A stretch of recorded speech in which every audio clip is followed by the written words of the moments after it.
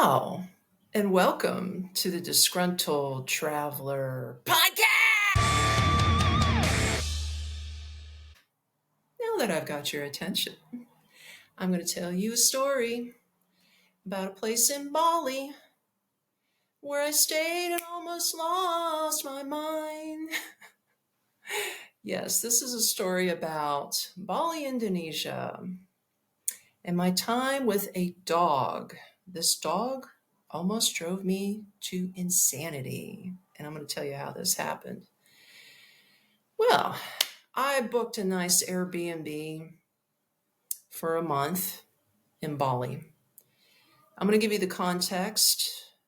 It's a 3 apartment building. The apartments are side by side by side. They're each separated by a wall. The walls aren't exactly thick and soundproof, but it's tolerable. If it's just people talking, it's tolerable. Keep that in mind. So anyway, I'm there, like I prepaid my money.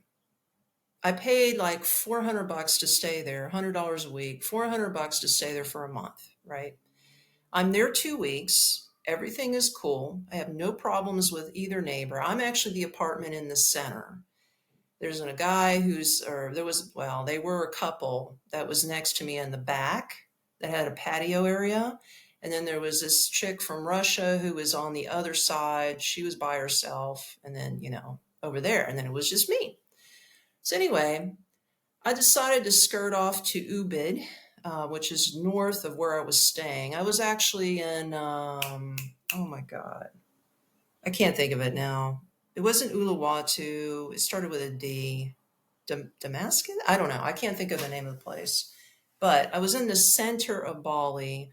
So I decided to go north into the mountains in a place called Ubud with a buddy of mine for a few days. No problem, right? No problem. Locked up my apartment there, took off for a few days, came back. Well, here's where things got a little crappy, okay? So when I come back, I noticed that the couple that was to the right of me in that apartment actually checked out.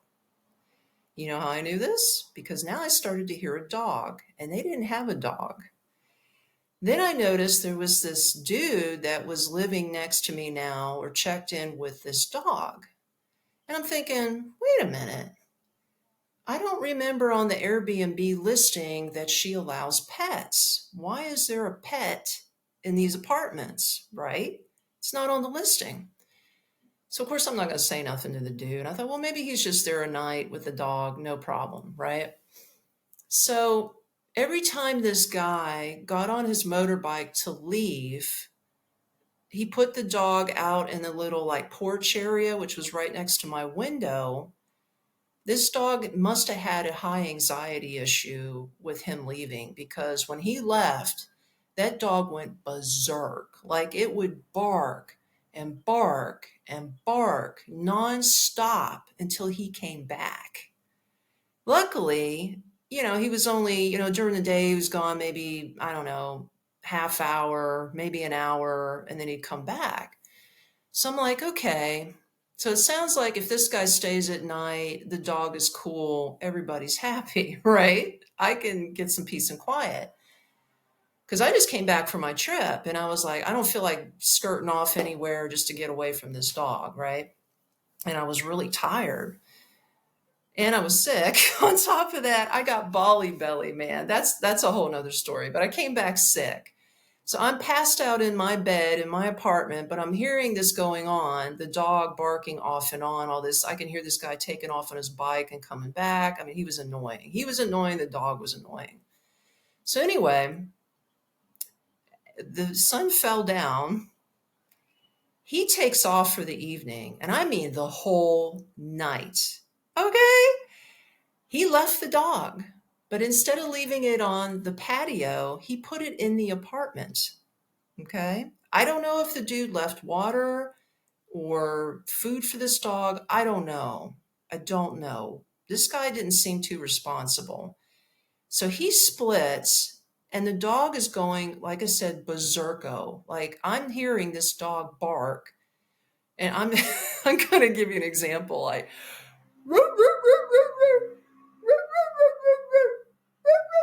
I mean, it was just a constant nonstop thing, and it was so freaking crazy. And then it would go, I'm like, oh my God, and it's just getting higher and higher pitched.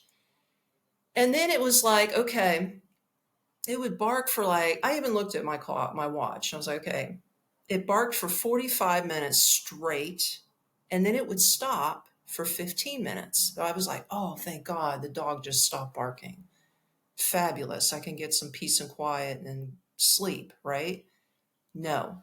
Then it would crank up again, and it would do this every hour on the hour until he never, like I said, he never came back.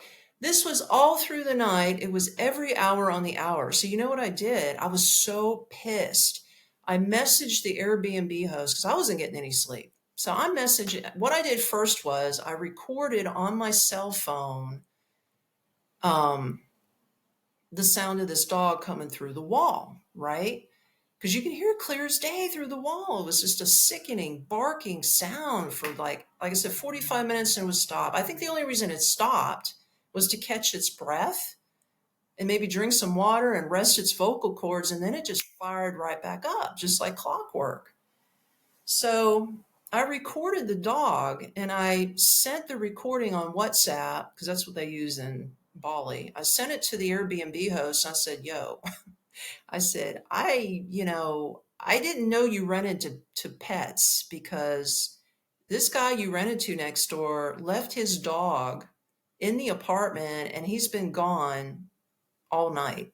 He left at like 6 p.m. I know when he left because I heard his bike leave. He left at 6 p.m. He left this dog, and this dog will not stop barking. Or it barks 45 minutes and then quits for 15. 45, quits. And I sent her the recording of the dog so she can hear that I wasn't making up any bullshit, right? And she goes, oh, I'm so sorry. I didn't know he had a dog. I'll try to get hold of him. She's texting me this, I'll try to get hold of him so he can come home for the dog and blah, blah, blah.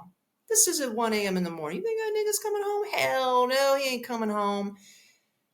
Like I said, and then 2 a.m., I'm up again with the dog. I sent the recording to her. She goes, I can't get hold of him. And then 3 a.m., did it again. 4 a.m., did it again. 5 a.m., 6 a.m., 7 a.m., 8 a.m. I kept sending her recordings every hour on the hour. And she goes, oh my God, I'm so sorry. I still can't get hold of this guy. The dog is still barking. This is all from 6 p.m. that evening, all night. And now we're talking 9, 10 o'clock in the morning. I had zero sleep, bro. Like zero sleep, okay? And I am livid. I'm like, what if he never comes back? Right? How long is this guy renting this place for? And he's just going to leave this dog? And what about all the neighbors around us? Like, they got kids and shit. They got to go to school. And this was a weekday. And like, did anybody get any sleep? Because I sure as hell didn't get any sleep. And I know the neighbors out there heard that stuff, right? And in my mind, I swear to God, and I am a total animal lover, but I swear to God, I had visions of killing this dog. And I hate to say that. I don't want to say that. But then I was like, it's not the dog's fault. The dog is only doing this because he misses his owner, and his shit-faced owner is the one who needs to get his ass kicked because he left the dog alone, And then I was like, wait a minute. It's not even his fault. It's the freaking host's fault for renting to somebody with a dog in the first place, right? So I'm like, okay. So I told the lady, I says, look, she goes, I still can't get hold of him. And we're talking 11 o'clock during the day. And I says, you know what? I got no sleep last night. You heard the recordings of this dog. I said, I can't go another day and night with this dog. This is impossible. It's driving me crazy. And I know anybody in their right mind would have wanted to get out of that situation just like me. So I told her, I says, look, if you can't get hold of this guy, like in the next hour, I'm getting out of here. And I want my 2-week refund because I stayed 2 weeks. I already prepaid you for 4 weeks. I want my 2 weeks back. And she's like, okay, okay, okay, I give you back your money. So she's promising to give me back my money, right? So I'm like, okay, cool. So an hour goes by. She says, I still can't get hold of the guy. I was like, fuck this. So I got back on Airbnb. I found me another place for 2 weeks to skirt off to. And it was about the same. It actually was cheaper than the rate for her. So I was like, okay, cool. I'll put out this money for the other place and I'll get my money back and I'll even make some cash off of it because she's going to pay me back because that's what we promised. She put it in writing right on WhatsApp and she put it in writing on Airbnb. So I had proof of this. Okay. So anyway, it gets really good now. So the dog is still barking. It's 1 p.m. and I already booked a place. And actually, that day, I couldn't get in that day because the lady that I booked with a new place said that I have to clean it. I can get you in the next day. And I said, oh my God, that means I have to stay here another night. So I was like willing to jump out to a hotel room and just forfeit more money just to get away from this dog, right? So I tell the Airbnb, the first lady, I said, look, I got a place booked. This was like a Saturday. I said, but I can't get out till Sunday because they don't have the place ready yet. And before I even said anything about getting to a hotel and leaving, she's like, I will pay for you hotel. I'll give you your 2 weeks back and I will give you a hotel room to stay in. I was like, oh boy, what's this going to look like, right? But she says, I'll pay for that. And I says, hey, I'm going to need a ride. I mean, I'm going to have to catch a grab ride, which is like an Uber. And she says, I'll pay for that too. So I'm like, okay, this is cool. Okay. So she's really trying to amend the situation with me. Sounds like a fair deal. So, all right, I'm packing my shit. I'm getting ready to go. And I'm like, oh my God, I'm still looking forward to a quiet room, right? I get my Airbnb, I get out of there, I get my ride. She paid for it. It's all cool. Get into the new location for the night. It was the most nicest. It was like an apartment hotel, plush king size bed. Like it was better than her place. Okay. And I was like, damn, I wish I would have known about this place. I would have run in here. And it was totally quiet. I slept like a baby. When I got there, I just crashed the F out and I slept like a baby. So, and then I managed to get to my new Airbnb and I'm away from the dog, right? Okay. So I'm like, okay. So I give it a few days and I'm expecting my money to come back. Okay. I'm expecting this money to come back in from my other host. I don't see any cash. I don't see anything coming in from Airbnb. So I messaged her on Airbnb, not WhatsApp, because I wanted to have a record of this. I said, hey, you remember you promised me to refund me back my 2 weeks for the situation? And she didn't say anything, but she goes, oh, you're going to have to talk to Airbnb about that. And I was like, uh-oh, something's up. She's trying to skirt out of that $200 she owes me, right? So I message Airbnb support. I send them all the proof. I sent them a recording of the dog. I told them the whole situation. I told them what she did.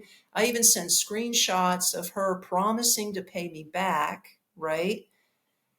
And sent all that shit to support. So they say, oh, we'll have to talk to the host. So they go back to the host and then they come back to me. And they says, well, we can't really make her pay you back the 2 weeks she owes you because in our eyes, she didn't break any rules. And I'm like, wait, what? So I message him back and I'm like, wait, what are you talking about? It says in her ad, no pets allowed. And she ran into somebody with a dog. And it wasn't my fault I had to leave. I was perfectly fine staying there until this dude moved in with the dog, right? Oh, no, but that's not part of our ground rules. I said, that bitch. So she probably knew that she can get away with not paying me because she knew it didn't break Airbnb's ground rules. Okay. Ooh, I wasn't going to let that shit go. So I messaged her back. I said, they say that you're not going to pay me. I said, what was this promise that you said you were going to pay me? The 2 weeks you owe me? You lied, right? And she's like, well, it's not like I'm a hotel. I can't just automatically get my apartments booked. I'm losing money. And she's giving me this violin, sad ass story, right? About whoa, whoa, me. And I'm like, wait a minute, bitch. I'm like, whoa, whoa, me. I'm the one who's innocent here. I was the one who already paid and moved in and was there for 2 weeks. You're the one who ran into this asshole with a dog who was barking all night and couldn't get hold of him to get the dog out. And whoa, whoa, you? I'm out $200 and I had to inconvenience a movie. Yeah, you paid the hotel and you paid a ride.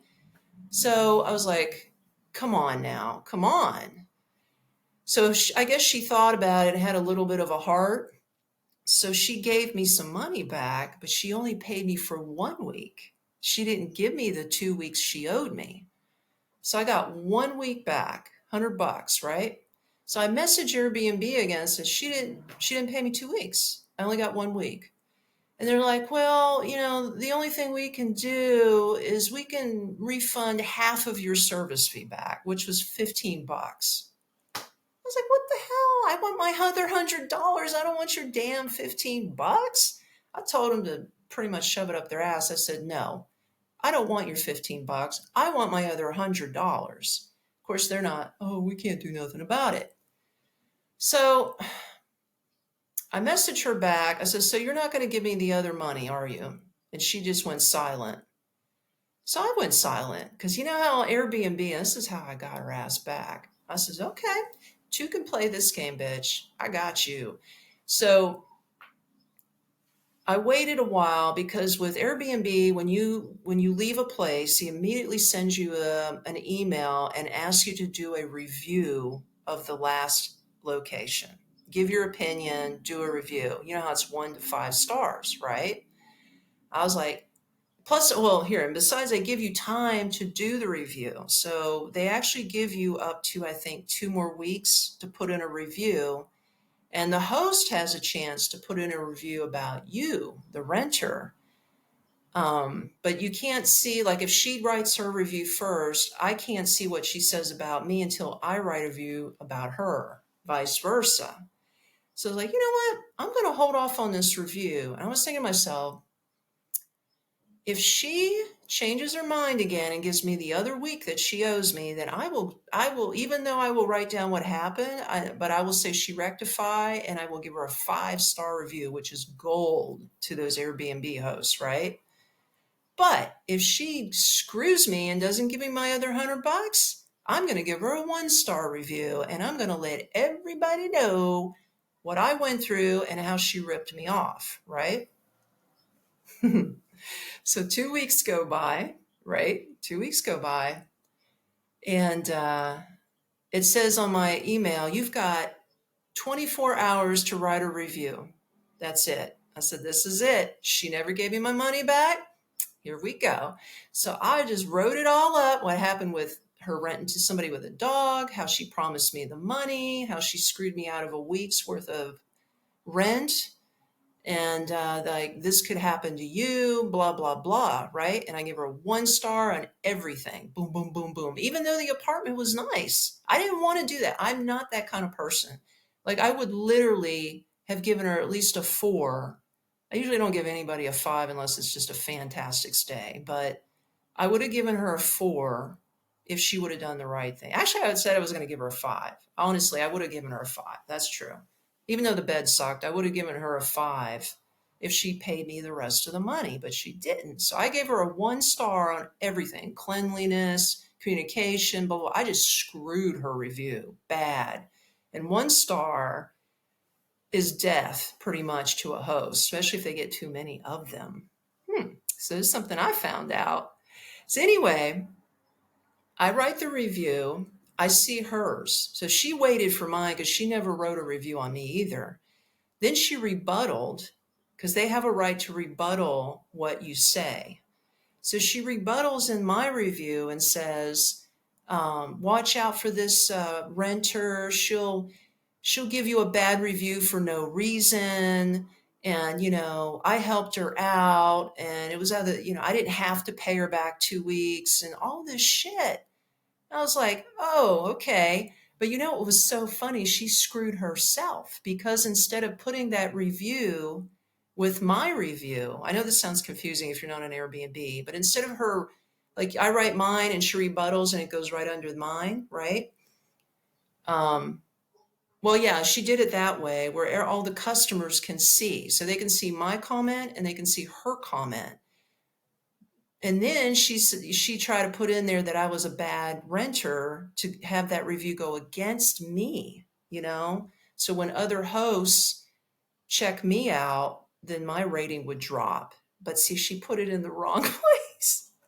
She put the review about me being a bad renter on the main customer comment screen and she didn't put it under my name. So she screwed herself because she only had one chance to do it. So she couldn't go back and correct and edit it, right? And I was just laughing. I was like, and then later on, I was like, whatever. I have like a 5-star rating. Like I always do good by people. I clean up the place. Like I'm in an Airbnb now and I clean up the place and keep it neat. I'm not a slob, you know, and I'm a quiet renter and I don't have a dog. Okay. So anyway, I found out, and this is something I didn't know, but I found out 2 weeks later that she wrote me back again, just out of the blue. And she goes, you got my listing suspended and now I can't rent to anybody because of your bad comment and blah blah blah blah blah blah blah blah blah blah blah.